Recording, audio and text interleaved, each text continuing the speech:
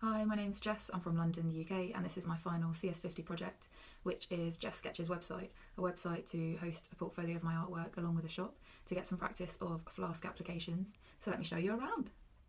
You're met with a loading page, as this is a very image-heavy website, and then we're brought through to the JESSKETCHES homepage, where you can find all of the artwork, further information, and a shop in the navigation bar, and an Instagram link to the artist's Instagram is present throughout the whole of the website.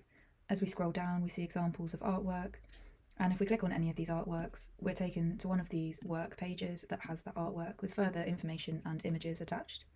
This is a mobile first website as it's using Bootstrap.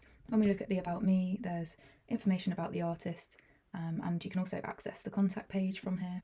The contact page can also be accessed in the navbar. Here you'll find a link to the artist's Instagram and a link to send a direct email to the artist.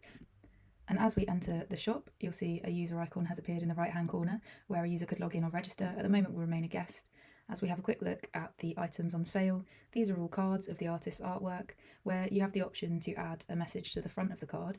So we've got someone's birthday coming up called Steve, and we only want one of these as we only have one friend called Steve.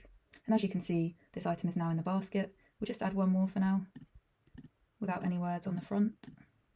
Now we'll have a look in our basket where there's a summary of the items you've ordered.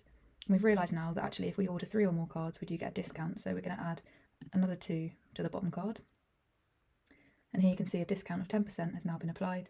So we're happy with that. We're going to check out. Now we can register, check out as guest or sign in. We're going to sign in today. All these forms are error checked and have flash messages attached if an error is found. Today we're going to post all the orders to me and use the registered address.